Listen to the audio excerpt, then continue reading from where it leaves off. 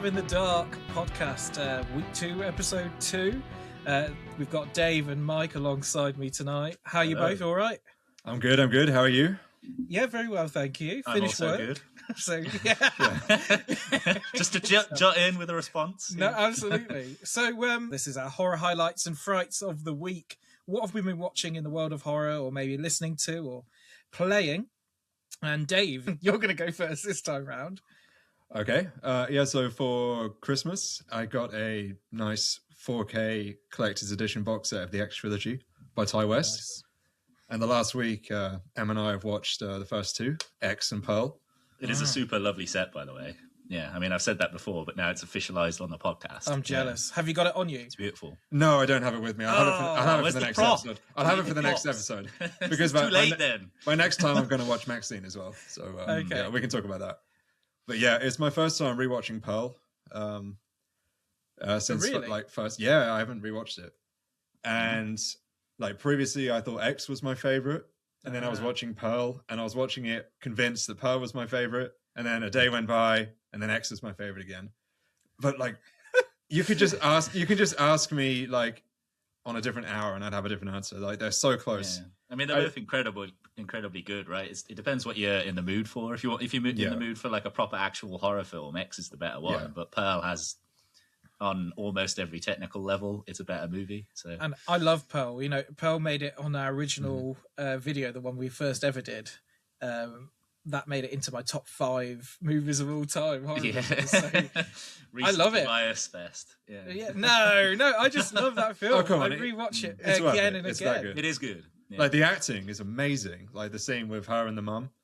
Mm. Oh God, Yeah. Jesus Christ! Well, I mean, amazing. especially the bit at the end, right, where she's like, based on the behind the scenes, she wasn't told it was going to run as long, so it just kept on her face the entire time through the credits, and she's just, the smile. Yeah.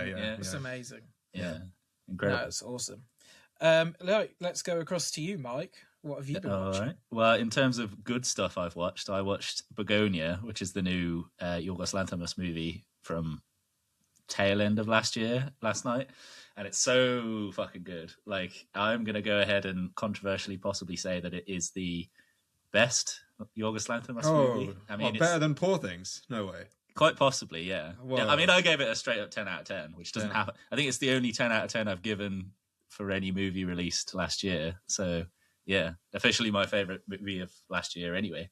But it's so good. Like, the plot is basically, you haven't seen it either, Joe, I presume. No, I'm not. I really want to see it, especially now. that you said. Yeah. So there's like Emma Stone, great performance, and Jesse Plemons, great performance, and also a non-actor that you got in called Aidan Delbis is also phenomenal, and it basically revolves around those three. Two friends, which is the two male characters, are basically fuck up kind of conspiracy nuts, and they're obsessed with aliens, and they particularly powered by Jesse Plemons' character. They think that there's like this big conspiracy of aliens basically putting all the human beings to work for capitalism purposes, and like fucking up their lives basically. So they plan to abduct, and right at the start they do abduct Emma Stone, and basically lock her in their basement, and want her to confess to being an alien so that they can go meet the alien emperor. And yeah, it's brutal. It's awesome. The performances are amazing. I recommend it highly. Yeah. 100% want to see it. Like I looked. I mean, I read up on it after you said, because I didn't know much about it, and then what you've just said as well just makes me go, yeah, that's like next on my list to watch right this week. It's got that element of weirdness that all of his movies have, but sometimes it works better than others. Like Kinds of Kindness was good, but the weirdness didn't work quite as well as his other ones. But the weirdness is like spot on with this one, I think. Yeah, and as for me, I finally got round to seeing 28 years later, The Bone Temple. Oh, what'd you make of it? I went yesterday afternoon on my day off. I think it's the best one since the original. Yeah, agree. I think it's like, as you say, 100% the best one since the original. Yeah. Nothing mimicking beats what that. Dave said, but again, basically. I'm gonna quit back with the same shit as like that's not the highest bar to hit, but would you say Really, it's close to the quality of the first one. It's different. It's so different. I think like this goes in a direction you're not expecting it to. I mean, everything with Ralph Fiennes in is just incredible. But he's a phenomenal actor from other Yeah. things, right? Like, yeah. But do you remember when I mentioned that one scene? Joe? Yeah. Oh no, I 100% know. You know exactly. I know what it is, exactly. yeah. I don't want to spoil it for you. No, though. I want you exactly. to see it like before we do spoilers on this because it's just incredible. Like it's so artistic and it's so fun. It's incredible. I was like, as you said, Dave, I was just smiling all the way through it. Right. All through that scene. So this isn't just a Dave thing. This is a no. scene that stands out. Yeah, it to definitely to stands any out. viewer. It's fantastic. You'll love it. I think the Jimmys are really good in this. I also like how they say "How's that?" like that whole thing, and it's weird and it's off from the start off-putting just because they're dressed like Jimmy Savile, like they're just off-putting. But what I like about it is they don't ever directly say that, and they're kind of off-putting in their own right. And the portrayals of each not of on the the Jimmys. nose kind of thing. It's not on the nose. They're not all smoking cigars and stuff like Got all of the rings and stuff. yeah. Well, there's a few bits, they're all wearing the bling and the jewelry and stuff, but it's I would say like they're more overtly like reference the Teletubbies than Jimmy Savile. definitely. Yeah. Yeah, absolutely. Like one in particular, like that one girl. Yeah. Yeah. But with that, you would say that they're referencing something totally innocent alongside something totally blatantly evil, right? So the juxtaposition of that. Yeah. It The makes contrast. the essentially. contrast of that. Yeah, absolutely. Right then, Dave, have you seen anything this week that is really shit? Is there any frights you've watched this week? Because I'm gonna be so disappointed if there's a week comes and somebody hasn't got a shit movie to bring. Like, I don't really have a shit. I don't. 90 You're disappointed immediately. 99% of the I had so many shit movies to choose from to bring along. Like I narrowed it down to 3, and I've gone down to 1. But yeah, I have nothing, so you can have 2. oh, well, yeah. I mean, I could take 2. That's fine. Yeah. Right then, Dave, go on. Okay, so full disclosure, I was somewhat specifically seeking this film out to have something to talk about A right famously shit movie is what you're saying. now. I went to the cinema to see Return to Silent Hill. Whoa! Oh, yeah. Okay. Is it better or worse than Silent Hill 2, which is just terrible? I would say better because Okay. but like I barely remember. It's not that the film. absolute dross. Of, Like Revelation. I think it has a worse rating on IMDb than Revelations. But Revelations was like a CGI nightmare with Malcolm McDowell in there at some point, I think. Yeah, Kit Harington. Yeah. So this one was... Malcolm McDowell's in every shit movie, though. So that doesn't really count. So this one I had like a little bit of hype for because it was directed by Christoph Gans, who did the first one. And the first one's really good. I think like one of the best What video else has game he directed, adaptations. though? Is that the only thing Like, that he's directed that's good? Brotherhood of the Wolf, I know he did. Oh, that's good. Yeah. Yeah. I'll stop searching his name. He's earned my respect. Go on. Okay, perfect. Yeah. And this one was an adaptation of Silent Hill 2, which I played like an hour of. Which is famously the best Yeah. one. Yeah, That I haven't played. I've only played the first one. But But the film is awful. Like it's Right. it's like a nightmare in all the worst ways, and you can tell it's based on a video game because nothing makes any fucking sense without the actual gameplay and context to Oh, is it like chain stuff together. It's Resident Evil Welcome to Raccoon City, Oh, where I it's like hated the that. game. I was Speedman. thinking of that actually, yeah, but Yeah. it's like scene from the film. Scene from the game, scene from the game, scene from the It's game. like watching a But compilation of the cutscenes. But no, yeah, but exactly no Yeah. no like connective tissue. Like he'll be like looking for this girl, and then it's like then he sees a different character, and then suddenly he forgets about the girl he's looking for, and now he's talking to this character, now he's going to the park, and now I'm going to the hospital, and now I'm in hell, and it's just like none of the context is there. Do you think it actually ruined the game for you as someone that hasn't played the game? Did you know the story beforehand? If it's basically walking, I know like the twist of the story. I didn't know all the details, and like I was interested in like seeking out the story of the game afterwards. But what I did find out was that they make enough changes that it actually doesn't spoil the game so much. So like some of the stuff from the opening, like they almost shot for shot recreate like the famous scene at the beginning when he's looking in the mirror and then the camera moves out and he's like overlooking the lake, like that's recreated. which sounds somewhat positive. Yeah, like walking down like the famous path into the city, like the first encounter, it's all exactly as I remember from the game. But the acting, the writing, the CGI in some cases was terrible. Does it give off like a cheaply made vibe? Yeah, or like incompetently made. It's like a bunch of no-name actors. They're all like really good looking, but like not so great. and like Yeah. and so like it's Like told good-looking TV actors, kind of. yeah, it's told non-linearly, It's a sci-fi movie. and like he's looking for his. I'm not going to spoil Just it like too much, Pulp but he's Fiction. exactly. It's better than Pulp Fiction. Yeah.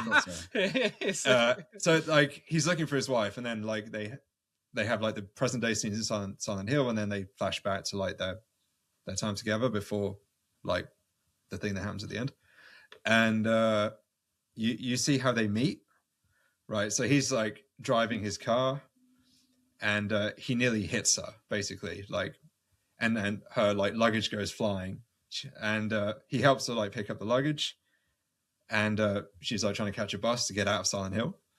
And then he helps her pick up the luggage, and then so she runs in front of the bus, which is already stopping. She stands in front of the bus and goes, "Stop, stop!" And then he's helping pick up her luggage, and then like the latch is broken, so her like all of her clothes go flying. And then instead of taking like 1 second to pick it up again, she tells the bus like, "No, go," and then in the context of the story, that's so bad because like after that she decides to go back to Silent Hill. And when you find out everything that's happened, it's like, it's crazy that she chose to do that. And it's so bad. It's so doesn't stupid. even work for the narrative. It's so stupid. Yeah. Yeah. All right then, Mike. I look Thank you forward for to that, Dave. I look forward to in like 2 months when I watch it, bringing it as my shit movie for the. Yeah, for the, we'll all the do it at some point. I haven't seen any of the Silent Hill films, so I'm looking forward to bringing them all. So you should watch the first one. Underrated. Okay. It's Well, maybe I'll really watch good. it this week and bring it as my good watch. Yeah, for sure. It's like one of the best video game movies of all time, I would say. Yeah. Are we moving on to my shit pick? Yeah, come on, Mike. Right. So, Puppet Master, the series, right? So there's 15 of those. I'm up to number 8, and it's number 8 that I'm bringing along. But I want to introduce you to, because I watch a lot of shit straight to DVD or video horror movies, so I want to introduce you to the seedy underbelly of capitalism that runs through them. So this is a 1 hour, 14-minute movie with 10 minutes of new footage, because the remainder of the movie is just clips from the previous ones. What? And they filmed it in 2 days with 2 actors. Oh my god. And the entire thing is that this Lara Crofty looking, like Wish.com, Temu, Lara Croft breaks into this guy's house, puts a gun to his head and says, "What's with all these puppets?" And then he tells the whole fucking 7 movies of what the puppets are doing. And then she shoots him at the end. And then that's the movie. And it's directed by the producer of all of the other movies to keep the rights and make a quick buck, essentially. And this is like a running theme of other movies that do this. I haven't written them down, but off the top of my head. Silent Night, Deadly Night 2 does this and has like 40 minutes of new footage in an hour and a half movie. Then you've got... I should have written these down. There's 4 of them. But yeah, it's a disgrace to horror that these ever get made, because it's literally like to fool people like me. It's called Puppet Master: The Legacy. And if you want basically the equivalent of like a YouTuber putting together a compilation of the first 7 movies in the series, then this is this movie. Did you watch it all? Like, I did, all the stuff slavishly. I can't help it. No. I have to watch it. Yeah. What if there's a nestled little bit of newness in there? I gotta see it. More for you. I mean, it was after coming back from the pub, because I had like a 2 on IMDb, so I knew it was going to be bad. But yeah, it was fucking terrible, man. It was a waste of time. Wow. Is it a bit like one of those, at the end of a season of a show, they do a roundup and just show you clips from the rest of that? I mean, it's effectively the same as like a clip show in a sitcom like Friends, right? Where there's new footage, but it makes up like 10% of the episodes because they keep flashing back to some other shit that's already happened that you've seen before. And like I would feel like so vehemently angry if I'd gone to the video store and bought the new Puppet Master movie. I don't know if anyone did that, because who gives a shit about later Puppet Masters? But if they did, ooh, yeah, I got my new Puppet Master DVD and it's got 10 minutes of new footage. What the fuck is that? Oh god, Yeah. that's bad. Wow, Yeah. shame on them. Shame on Indeed. them. Charles for doing that. Band is the man's name. Are you going to shame him on the Yeah, podcast? exactly. I don't know whether he's dead, Name but and maybe, shame. maybe he should be. I don't know. Yeah.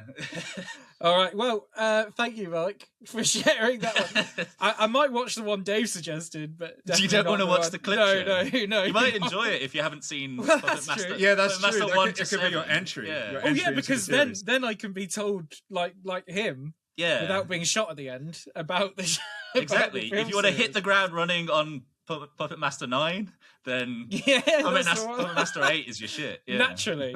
Yeah, indeed. So I don't have anything really shit to bring you to this week, but I thought I'd bring something else in the meantime.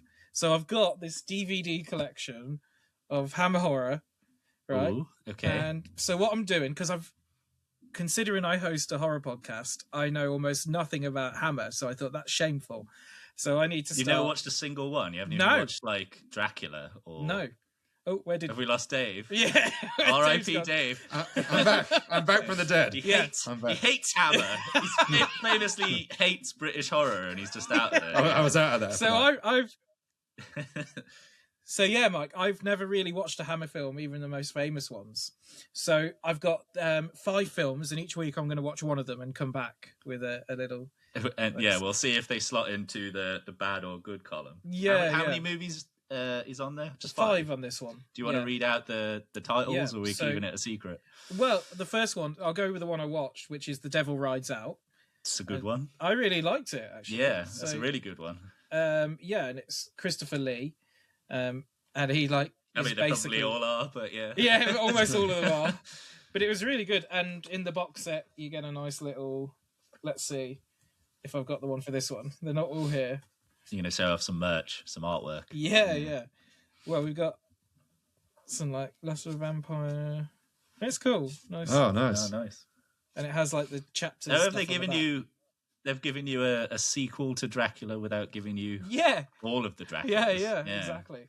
I'd have to it's look a up which selection. one that is because they've all got very similar titles. But yeah, So yeah, we got The Devil Rise Out, which I've watched, which I really enjoyed. What I really like is that you don't see many films like that nowadays, just about sort of the Satanism stuff, and yeah, it's they're about the going cult, against isn't that. it? And they're It doing, is, like, yeah, sacrifices. Or something. yeah, exactly. And It's we one got of the better hammers. You've started off strong with the cream. You're gonna get yeah, to yeah. So now we're gonna get bad after this. yeah, you're gonna get to the slop by night number 5, perhaps. Yeah. And we got The Horror of Frankenstein, Scars of Dracula, Lust for a Vampire, and then Blood from the Mummy's Tomb. So next week I'll come back with The Horror of Frankenstein.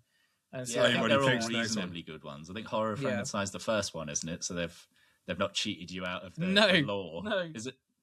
Well, I'm doing them all in the row. So that's the first one. They come out in like year order. For some, they're just 5 selections. So I just thought I'd introduce myself to them all, and really enjoyed the first one I watched. Well, The Devil Rides Out is literally like top 3 Hammer material. Oh, really? I feel like, yeah. Yeah. I think that, and I'm probably gonna be like, Mike, you've been chatting shit when I think about it later. But that and 2 of the Frankensteins are probably my top 3. Yeah. Well, if you ever feel like you fucked up on that, you can always come back next week and apologise Yeah, to perhaps, the podcast. Yeah. I'll come back next week and say I've rewatched every Hammer horror film. And Yeah. Yes, we're going to move on now to the upcoming horror, something you're looking forward to in the world of horror. It can be a film, a game, a TV series, a book, whatever it is. This week I'll start, and the first one on the list for me is Primate, which I saw. Oh yes, I trailer nearly considered putting that on. Yeah. Well, Yeah, you isn't that stole. already- Isn't that out already? No, Or is it 30th very of Jan. nearly out? 30th of Right, January. okay. So I by think the it's time out this in America. comes but not out, here. is that in Yeah, America? I Right. thought so. Because I was seeing some reviews about it. So But over here it comes out on the 30th of January. I almost know nothing from the trailer, but I think it's such an interesting concept about bringing like a primate home. And you've seen it in real life. I was fascinated by the tale of that lady who owned a primate, and in the end it mauled her outside her front door. So it's that type of, and there can be scary I mean, things. that bit in Nope with the ape on the set of the it's TV the show best scene. is. I mean, I love that movie front to back, but that scene is like extremely brutal and way more scary than the alien is. So if 'cause it's they're anything so like that, unpredictable. if it's Yeah. anything like that, then it's probably just that film, like in a film, like 90 minutes, elongated. isn't it? Yeah. Isn't this the one, Dave, we were talking about the other day where you were saying it was a pseudo remake of that Shakmar that I'd... Yeah, at least I don't know if it's officially a remake, but it sounded like it for sure. Yeah, it's like Joe, did you, lab-grown ape or something? Or lab-taught ape? I don't know exactly. It's hard to tell from the trailer. In fact, Joe, did you have the trailer where they were like more showing the audience reaction to it? Yes, yeah, it was basically like it was like paranormal activity. People, you will jump out of your skin, which I really enjoyed the trailer for because it was like the hype of it's sort of when a film this has been banned in the UK since 1969. Like it gives that type of vibe where you're like, oh my god, I have to go and see this. They used to do that all the time in the 50s, 60s, early 70s, didn't they? Yeah. Yeah. Anyway, let's move on. Dave, because I was actually really excited about the one you chose, but you chose it before me. Perfect. So, but I know this one is out on the 6th of February, so go on. Let's hear it. I am excited for Send Help by Sam Raimi, produced by and directed by Sam Raimi. Yeah. I didn't even know this existed until I saw you wrote it down, and then I did no research. But Sam Raimi has never done a miss. I like Spider-Man 3 as well, so there is no misses. I assume quality. Yeah. Yeah, I'd agree with that. Even like the stuff he's produced, mostly I've liked. Even like yeah. I mean, what was the last movie he made? Was it Drag Me to Hell, or has he made something after that? When were the Oz films? Because he did those, right? Like Oz the Great and Powerful. Was that him? Yeah, maybe. I don't. Was that produced or directed? I feel like that was produced, wasn't it? I don't remember. Doctor Strange, he did, and the Multiverse of Madness. Oh yeah, the horroriest Marvel film that exists. Yeah. But yeah, what did you think of the trailer, Dave, for this one? It looks really fun. I think it's going to be such a fun time at the cinema. And I love what they're doing with the island thing and being like washed up on looks like a deserted island or something. Yeah, that's right. Yeah. So like just like the one sentence summary, like at least from what I could tell from the trailer, like Rachel McAdams works for Dylan O'Brien. He's like an asshole boss. They're going on some business trip. Like some disaster happens and they crash on some desert island. Right. And he's trapped. And again, the trailer didn't give away too much, but it seems like she gets her own back. Yeah, it almost looks like they go head to head or something. They're like shit boss versus disgruntled employee type scenario. A bit like Lord of the Flies, but with adults and corporate revenge. Corporate America, whatever. Yeah. Interesting. And then finally, I trust Sam Raimi. I imagine that it'll be fun and great because he's involved. I've got Evil Dead Burn, which is a little bit of a further away release than your guys's. It's allegedly a July 24th, 2026 release. But there's two reasons I'm hyped for this. One, Evil Dead has never had a bad movie, or even if you rope in the TV show, which is great also, it's never had a bad adaptation. So my thoughts are it's going to be great. It's apparently going to be standalone, which is fine. It means no Bruce Campbell, which is always sad, but at the same time they've all been good without him, so I'm cool with that. But it's directed by Sebastian Vanacek, possibly is the pronunciation of his name, but it's the guy that directed Infested, which is the French Spiders movie from last year or the year before. Which was awesome. You were really hyped that. I remember you hyping that up big time. Yeah, it was in my top 5 for the year. So he's got the experienced horror hands, and Infested was so uncomfortable in some of the scenes in terms of even as a person that doesn't give a shit about spiders, it's like unnerving and unsettling. So if you can do that kind of shit with Evil Dead, then I'm mega hyped. So awesome. Oh, great. All right. Well, I'm excited for the next few months of horror. That sounded very radio presenter-y. But no, it looks for our sponsors. Yeah. No, but doesn't it look really exciting? Like the 2026 in the horror world does look actually really genuinely quite strong. Yeah. As it has done for the last few years. This entire decade has been... We've been eating well, since 2020, for sure. I mean, maybe it's the world. Maybe that's what the world needs at the moment is horror happening in front of their eyes that isn't real. Well, it ebbs and flows, doesn't it? Like the 2000s was a shit time for horror, but the 90s, 70s, 80s were pretty like high times. 2010s was pretty good, especially the latter half, but I think 2020s is bouncing back to the heyday times where we're gonna reflect on these movies. It's the golden age, maybe. Yeah, maybe we're watching shit in the 2030s again, and we'll look back at this with dreamy eyes. When the podcast is like mega famous, we can come back and no, I'm joking. Well, it's us and last podcast on the left. For like the top 2 spots. Yeah. Right, let's move on to our next segment of the show, where we're watching through the TV series You. Mike and Dave, they've never seen this show before. I've seen it all the way up to the last season, and I'm holding off watching it to watch it with these guys eventually when we get there. We're watching 2 episodes for every podcast episode. And season 1, they're all standalone episodes on the channel, so you can go back and check them out as well. And we started season 2 last week with episodes 1 and 2, encapsulated in this new format. And then this week, we're going to focus on episode 3, What Are Friends For? And episode 4, The Good, the Bad, and the Hendy. So we're going to start with episode 3. This is where Joe attempts to keep things platonic with love and keeps his nose out of Ellie's business, but his instincts soon get the better of him. Let's get your initial thoughts on the episode, guys. So, Mike, what do you reckon? I mean, before I say, as a refresher, how long's it, or out of interest, how long's it been since you've seen this season of You? And how much of it do you remember? Yeah, so I watched this only once, probably in 2019. In the year of release. Maybe in 2020 during COVID. I think that's when I watched it all. Yeah, I watched it all. I remember I watched it all during COVID. So, yeah, I've not seen it for a long time. I remember segments, and I remember sort of the big moments. I know character arcs and things like that. That's what I do know. But the sort of show to show type stuff, I can't remember exactly what happens. Well, yeah, I mean, circling back to your question, then, I thought episode 3 was fine. It wasn't really like a big hitter of an episode. There wasn't a huge amount of things that happened. Joe showed himself to be like an absolute moron, I feel like, in the way that he was so funny. He interacts with people. Like, he just doesn't understand human emotions at times, it seems. And like, we get more and more of 40 and more of how much of a annoying asshole he is just in general. And yeah, I mean, it was a fine episode. When we talk about the episode following this, I'll be more hyped, but this one was fine. What about yourself, Dave? Yeah, I think I more or less agree with Mike on this one. I like this episode. It's definitely overshadowed by number 4. But this one has so many good quotes. Like my favorite one that I wrote down here was when he goes to the comedy show. This room is a self-filleting Ouroboros of desperation.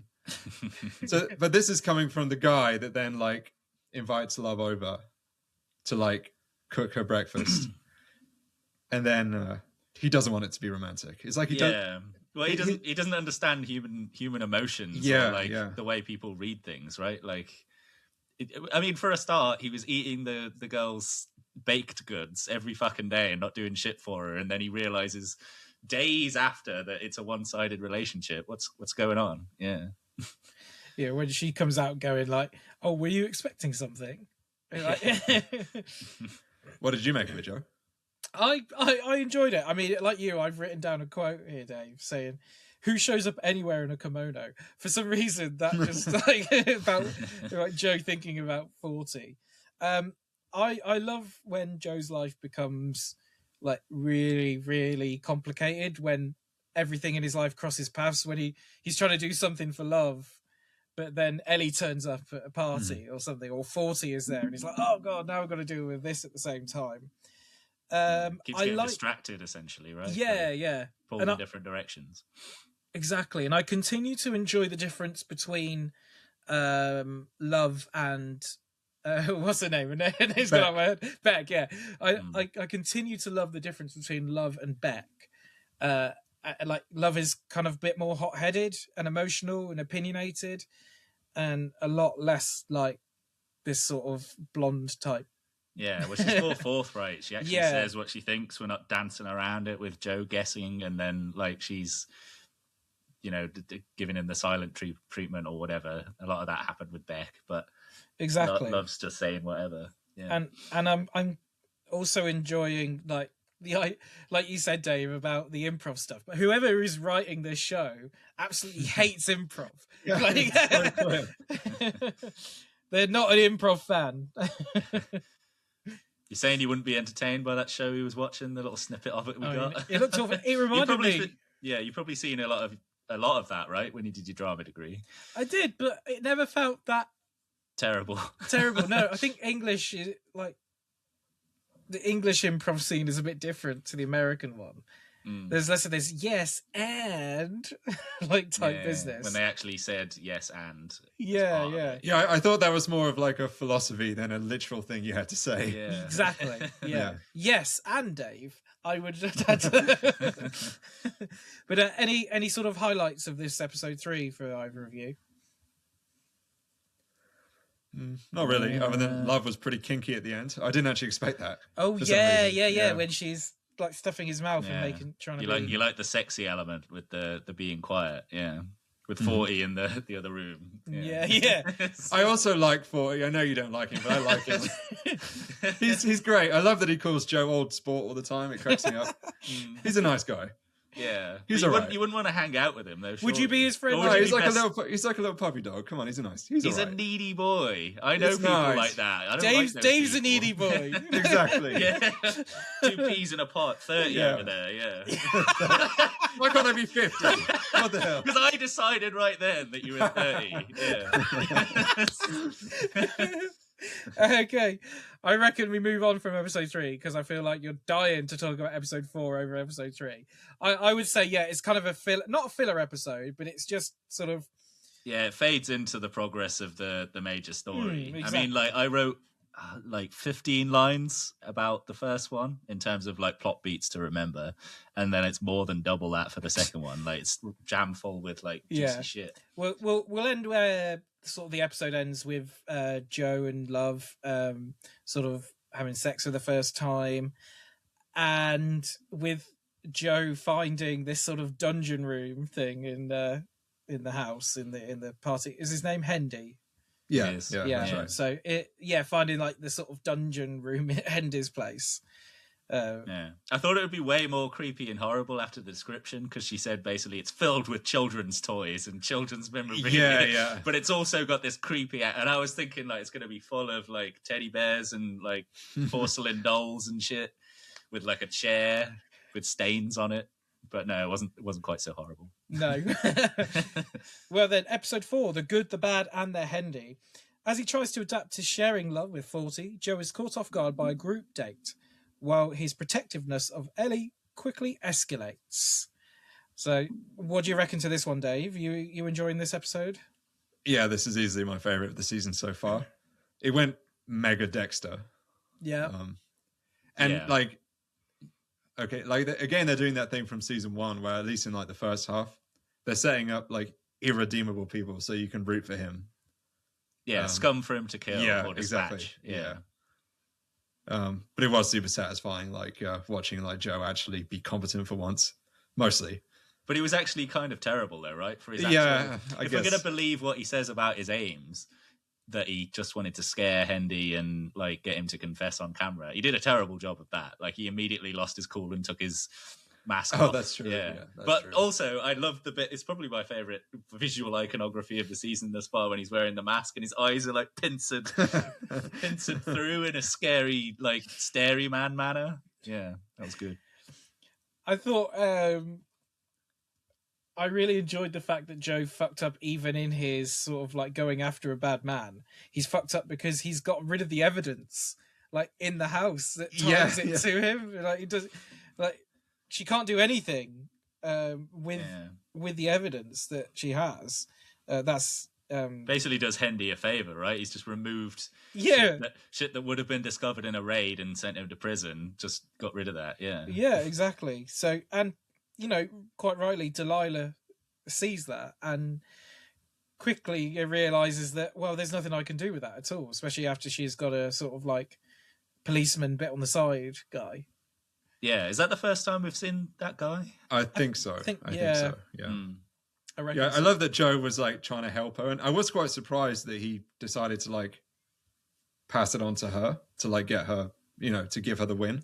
Well, because Joe's trying to do the right thing, isn't he? Yeah, that's his whole like mantra for this season. Yeah, but he's he just traumatized her by like showing her the photo of her. Yeah, and slowly realizing how shit he is at being good. So I'm imagining he's probably gonna like just fuck that off soon enough.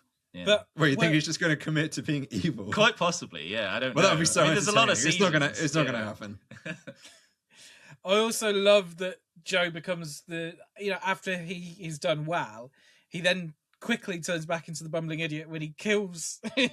He just kills Hendy right there and then by accident, and then that machine like starts. It's brilliant.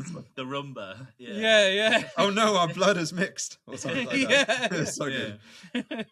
But I feel like that would have been fine, right? The level of blood coming out of Hendy's body and that little drip from him mixed together.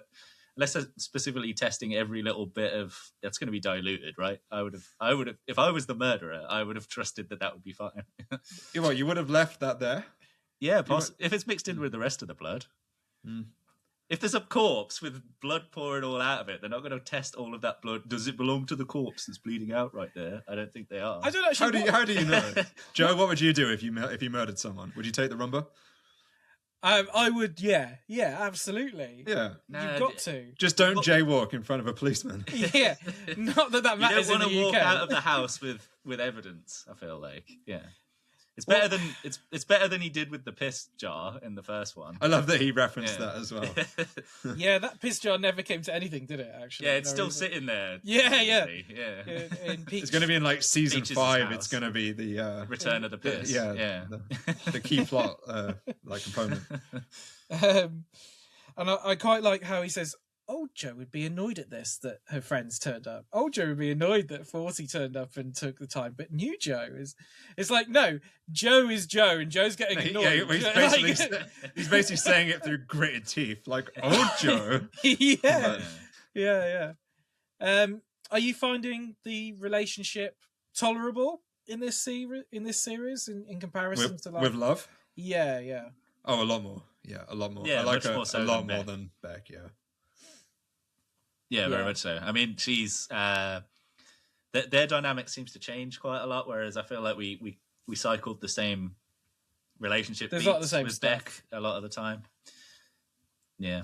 And did you enjoy sort of the fleshing out of 40's character as that continues, Dave? Since he's your favourite character. You mean 30? Yeah. 30. What do you think of 40's? 50. I'm 50. Yeah, actually, I like I said, I found him quite an endearing character. I think one of my from episode 1, my prediction was that he would die and be irredeemable. But I'm actually not so sure now. I don't know. I think he's going to last the distance. I don't see why otherwise. Until it falls apart with Love, Joe's going to continue trying to appease this like man-child. Yeah, I think so because he's so important to her. And one of the other big aspects of this episode, were you surprised to see Joe what he did to the real what's his name? Will. Yeah. So with this episode, were you surprised what Joe did to the real Will, letting him out of the cage, or do you think that's going to stick? Is he going to go after him, or what's your predictions on that, guys? I wrote that Will be back. I don't know. I don't know. I can't really predict Joe. He's pretty incompetent and pretty useless. But for some reason, I believe him that he won't come after him. But I think that Will is definitely going to get some revenge on him. I think he's going to be forced to because Will's just going to hang around in some way. He's going to realize that his Filipino girlfriend is like some Russian man or some shit. So he's going to stick around and want his life back or his name back or something. Maybe. Do you reckon Joe has made a mistake here? Yeah, of course. Yeah, of course he has. I mean, there's no, other than moral grounds, there's no reason to let him go because it's just going to be nothing but trouble for Joe, right? Yeah. So, plus, I love that dynamic. I'm going to miss it. Yeah, I love that. I love that little friendship. Yeah, big fan of Will. Yeah, I like Will. Yeah, he's got a vacant box now, so I feel like he's going to box somebody else up. Well, who's next? Could be somebody even more. Who's next in the box? Yeah. I feel like 40's going in the box. I don't know. Like he's gonna be too unwieldy in some way that like Joe's gonna be sick of his shit, perhaps. And yeah, What other highlights have you got, Mike? You said you wrote quite a lot down here. So what's your sort of... Well, I mean, other than the murdery bit, which was fun, especially when he accidentally like gets his face rocked in, falling down the stairs and stuff. I mean, I do hate 40, but I do enjoy seeing him. Like when he's giving out of his nonsense, fucking terrible ideas for a script, and Joe's like visibly hating it, but he has to call it genius. Yeah, that's a good. The internal monologue is like he's waiting for you to say it, and then he just says it's genius. Yeah, yeah. I did like the bit with the cop checking the bag as well, and like effectively gets bribed because that noise he makes is like, what the fuck? Just because he wants to take the headphones that are worth like whatever the fuck they are in the bag. Yeah, limited edition. Yeah. And why did he put them in the bag? If the bloody rumba's in there, why has he put his limited edition headphones in there? Yeah, and how do they're not covered in blood? Well, that's it would be. You think the cop would go back into his car and go, "Oh my god, why is this thing covered in blood?" Yeah. So, what do we think is coming next? So episodes 5 and 6. Just one more thing we didn't talk about. We didn't talk about last time either. Is that we're actually getting Joe's backstory with his mum. Oh yeah, sorry. The flashbacks. Did we get these before in episode 1 and 2? I think in episode 2 we did. We open with it. Yeah. One of the we first do. episodes Okay. we did. We open with it. But yeah, absolutely. This is a huge part, Dave. Thanks for mentioning it. What do you think of his background then? It's kind of, we talked about this when we were talking about season 1, I think, just as kind of guesswork, I think, more focused around the guy that helped him or built Mooney, the box. Yeah. Yeah. But the fact that he was probably abused was hinted at beforehand. And now we're getting additional context on basically both of his parents being complete pieces of trash. Yeah, because we get that one scene where his dad beats him up because he's not telling him about the affairs of his mom. Yeah, but then the mom's just ditching him at the store to go. Go fuck some businessman. Like, yeah. But then the mom, she comes back and says, "One day I'm going to kill that man." No wonder Joe is as he is. Is it nature or nurture which has made him who he is in this day, in this day and age? Indeed, it will be interesting to see how that develops and whether we get like a focus. Like, because it's much more of like a recent Netflix thing where they do an 8-episode season and then the 7th episode is set in the past before the 8th episode is the finale. So I wonder if, being as though this is the first Netflix series 2019, like maybe episode 9 or episode 8 is going to be the flashback episode and we're going to get like the full backstory. That's my prediction. The Netflix, model. Yeah, I could see that actually. Yeah. Anything else on that one, Dave, to add? No, not really. It's still quite early. I'm interested in like checking in a bit more. I have a theory that like his mum will try and kill the father, but then Joe will end up doing it. It's for some reason. Yeah. But what do you think happened to? I mean, this is a question for me as well, really. But like, what do you think happened to his parents? Do you think they're both dead?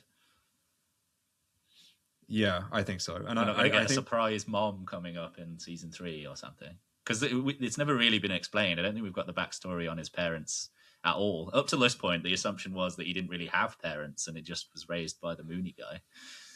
Yeah, that was the impression I got as well. This is what I'm saying. Like, I think it'll be answered in a flashback that the father may even kill the mother, and then he'll kill the father, and that'll be it. But we'll see. Indeed. And then, Dave, you did some sort of detective work. Did I? Today, and you put it in the chat about the actor. You got to tell us about this. Go into a bit more about this guy.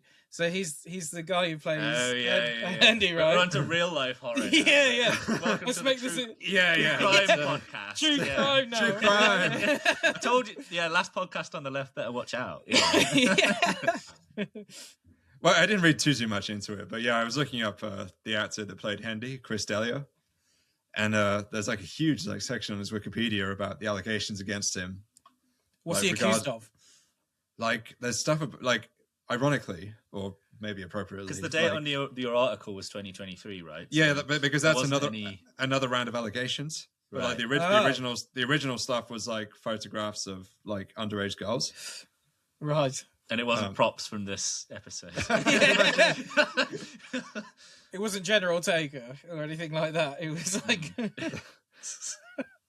I'll check it out real quick. Getting some live research. While Dave does that, let's just talk about the ending. Were you surprised to see when 40 and Love go away that they suddenly bump into Candice? I was surprised by this. I thought this would be, a reveal. I thought this would probably be a reveal at some point, but not in episode 4. This is like episode 8 territory. This is so. Yeah, I'm not really sure how it's going to progress at this point. Whether Candice,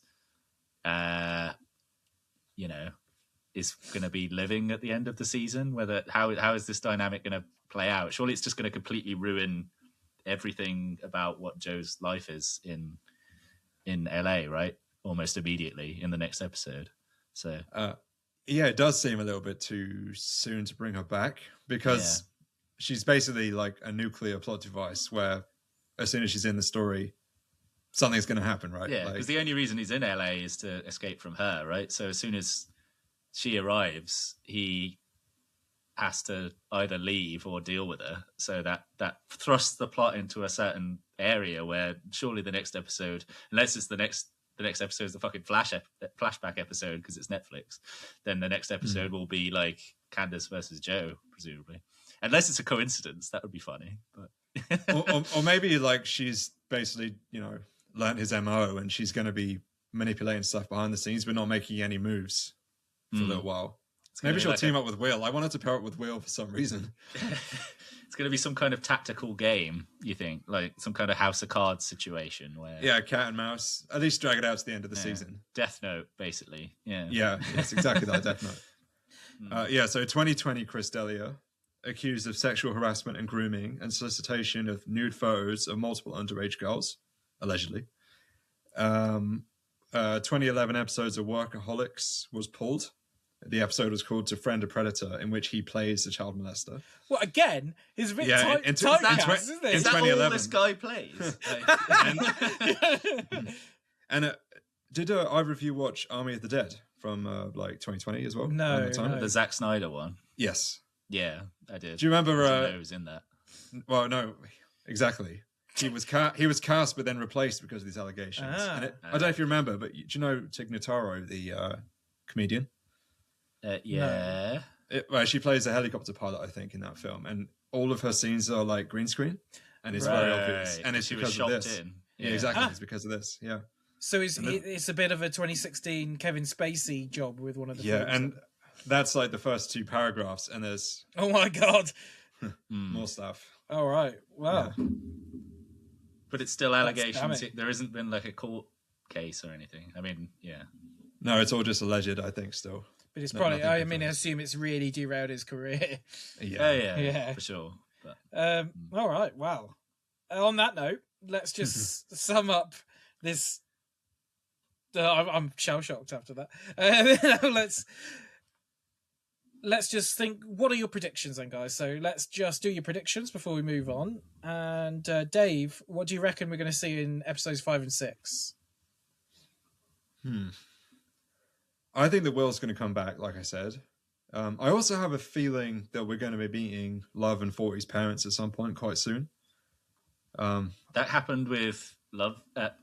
with Beck, Beck's parents, like around episode 5. The Colonel or something, was it? But that was such a weird, like, non sequitur of an episode. Like, it wasn't anything, was it? What was his name? The Colonel or something? It was something military or something. Wasn't he like a Navy guy or something? Yeah. It's because, like, the whole thing is that you think that he's like a sugar daddy, isn't it? Yeah. And then you find out it's her father. Like, I feel like the whole episode was just for that twist. Yeah. But anyway. I think the entirety of the next episode is probably going to be a bit cat and mousey, perhaps. It'll wait till like halfway through the episode, maybe, before Candice is revealed. Like, probably Joe's going to be like, 40's got a new girlfriend. It's going to be the same as 40. I'm going to have to spend time with 2 assholes rather than 1. And then there'll be a big reveal. And then episode 6 will be either dealing with Candice in some form of way, like maybe they'll reach an agreement or something, or maybe we'll get that juicy flashback episode that I think is going to happen. Yeah. Cool. There we go. That's you. Episodes 3 and 4 of season 2 covered. Will be, if you want to do a watch along with us, we'll be doing episodes 5 and 6, just like Richard and Judy's Book Club. Just keep on looking. Running. Yeah, gotta name drop them once. Yeah. Do you mean the horrifying Richard and Judy based on last? The last, episode? yeah. Horrifying. They're so old. Yeah, decrepit. Yeah. All right, so it is the big discussion, and this week the question comes from my friend at work, Libby. The question this week is, who is the smartest killer in horror movies? Ooh. Okay, off the top, Jigsaw. Okay. Let's see if we can do. Yeah. Why Jigsaw, Dave? Give us a bit of an explanation why. I mean, he's like a civil engineer, right? Presumably incredibly successful. He's obviously made a lot of money doing it. And the guy's like decrepit and old, and he's still building all this stuff. So he clearly knows what he's doing. He devises everything himself. Like he plays like his ability to overcome age is smart, is it? he does it through sheer intelligence. To overcome his through sheer intelligence, corpse body. Exactly. Yes, that's exactly You're what I'm giving saying. like the Trump. It's like the doctor said for my age. Whoa, There's no need. There's no need for that. Whoa, come on. No, but like, okay, not only is he devising all the traps, but he's playing like 10-dimensional chess with everybody. Yeah, like he's still got like a disease, right? Like he's got cancer of the brain or whatever he's got. Yeah, Cancer he's still so intelligent that he's overcoming it with raw intelligence. Yeah, he's beating cancer for like 7 movies or whatever it is. Yeah, and he stays young with it. Well, he's like beating death for 7. Yeah, he's like pulling the strings from beyond the grave. He's so smart. Go on, Mike, how would you react to that? Do you agree with that assessment?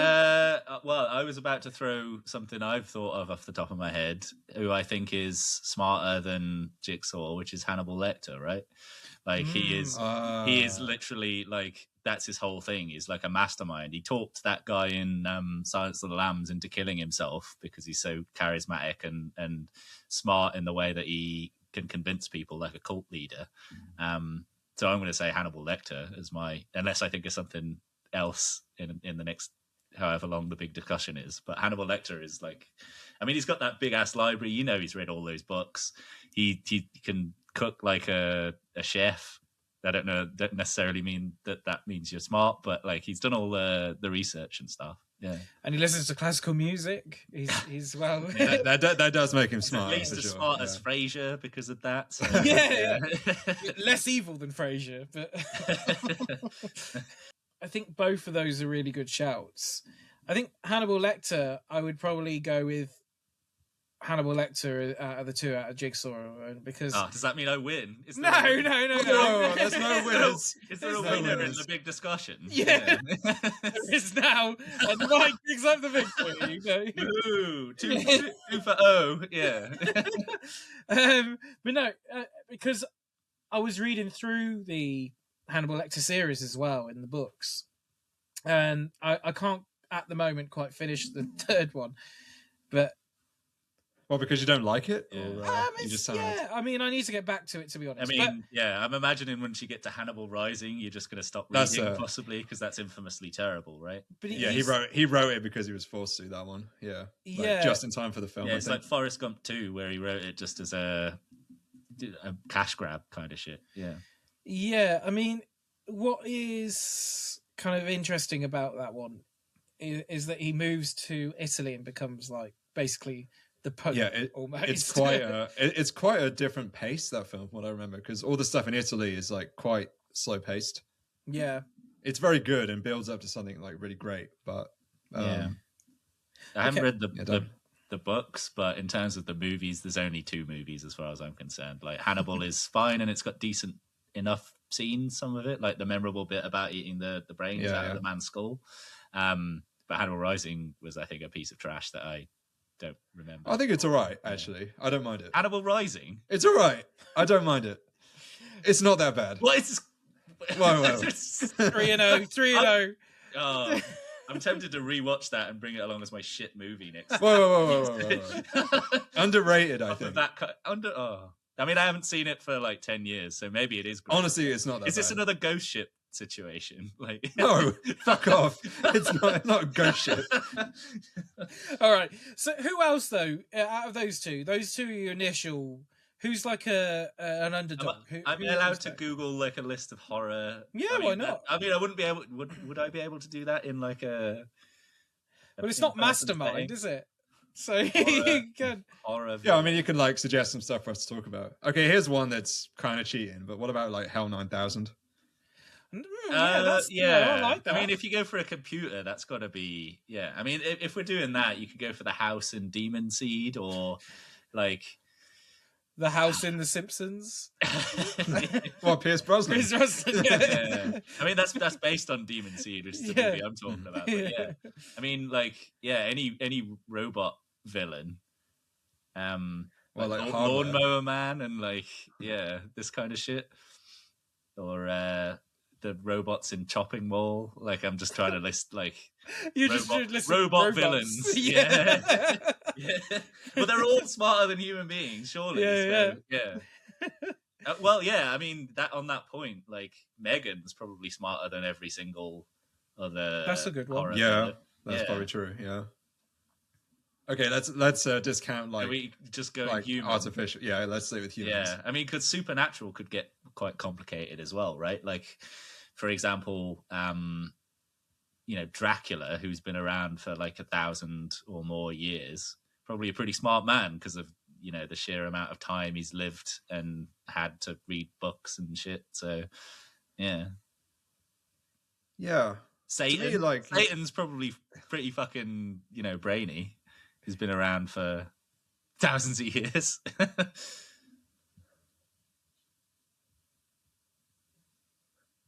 I don't know. I never really thought of like Dracula, for example, as like that much more intelligent than Hannibal Lecter.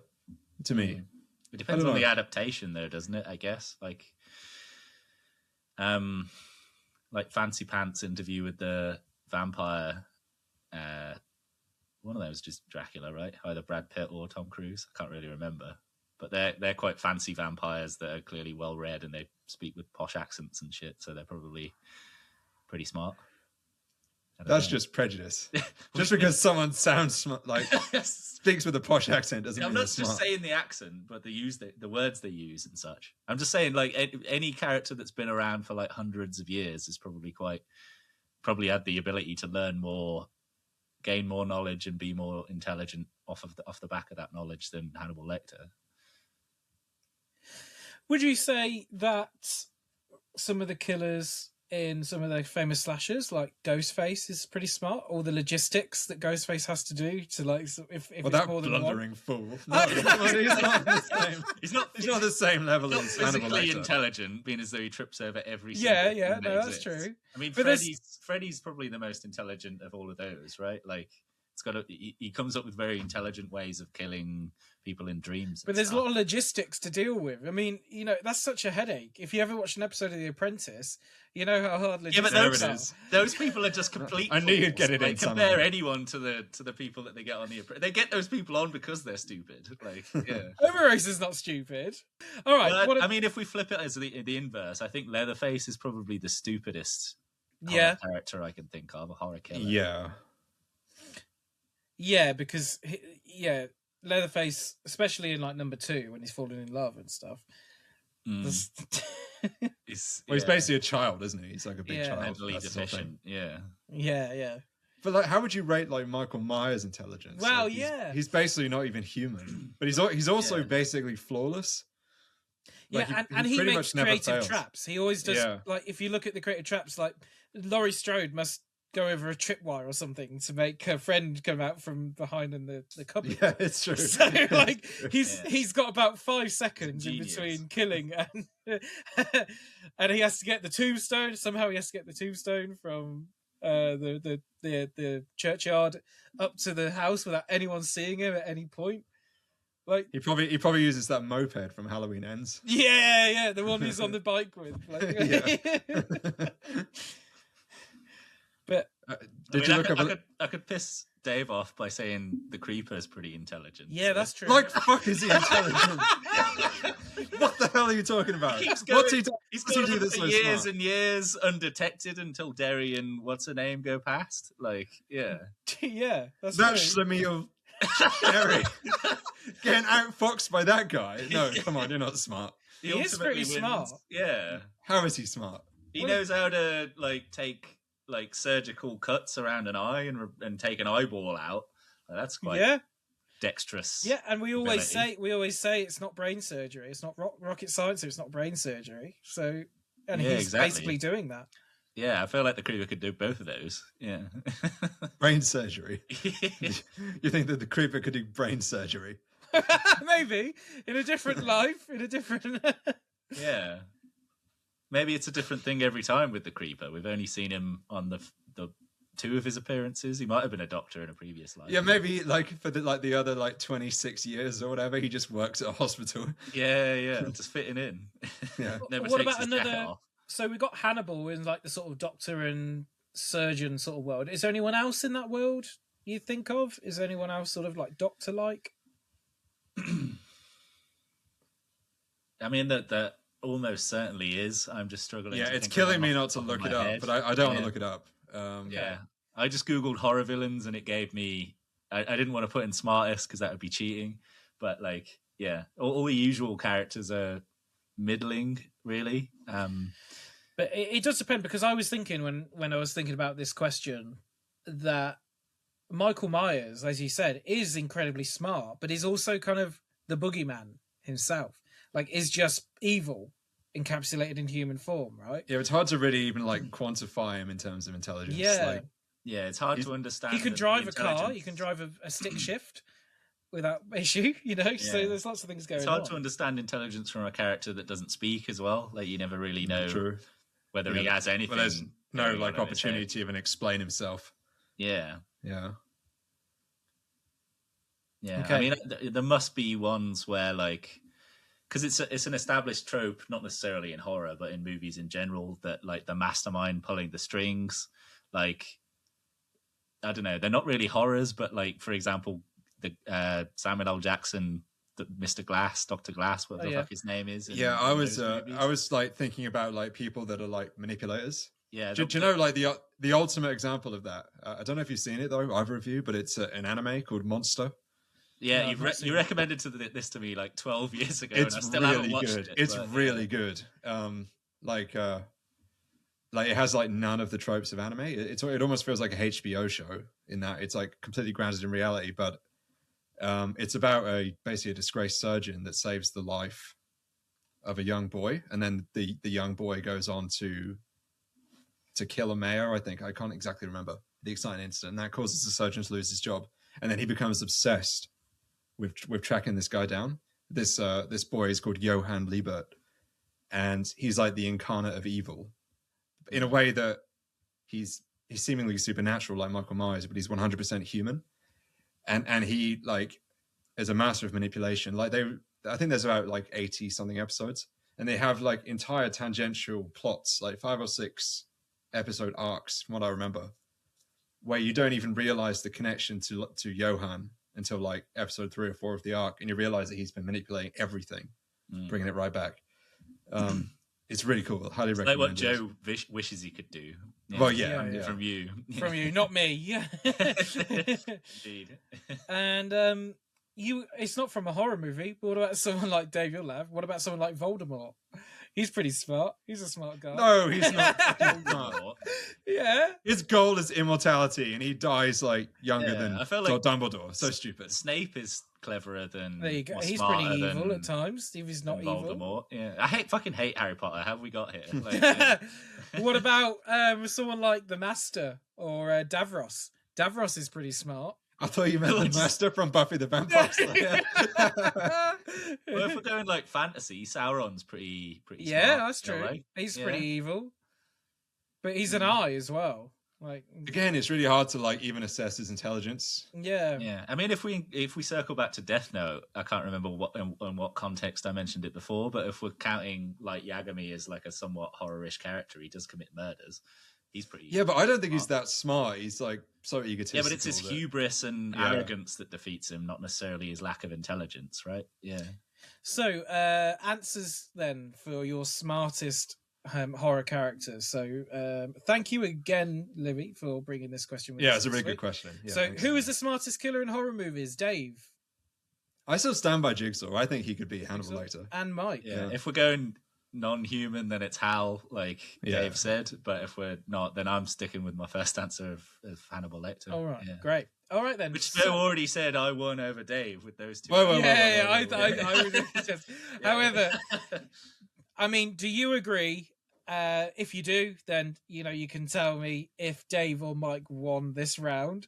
But I'm gonna think of the perfect answer, like 5 Yeah, minutes. I know. Yeah, I was literally thinking that. Yeah. We're going to hang up and I'm going to think of the perfect one. But I'm going also, to text you both. honestly, also, if you have an answer, put it in the comments as well. So we want to hear what with you that might one. think. We're probably, Yeah, so we can slap ourselves for not thinking we're about almost it. Yeah. certainly missing one. So like, Exactly. Such obvious ones. the I bet. comment section is gonna be like a "fuck you guys." Yeah, you're Yeah. awful. You forgot You know who you nothing. are. You're supposed to be the experts and you missed Blur. Yeah. Yeah. Yeah.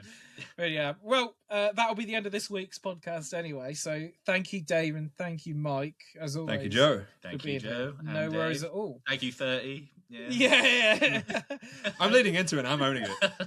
And make sure to like, share, We subscribe. can't to do the our like podcast. high five thing over. Oh, the no, internet. yeah. Woo! Can we like Picture simulate if we like all do Yeah. this? Well, I mean, I'm on the end on my screen, but I don't, So nice. It's working. yeah. And yeah, we'll see you next time.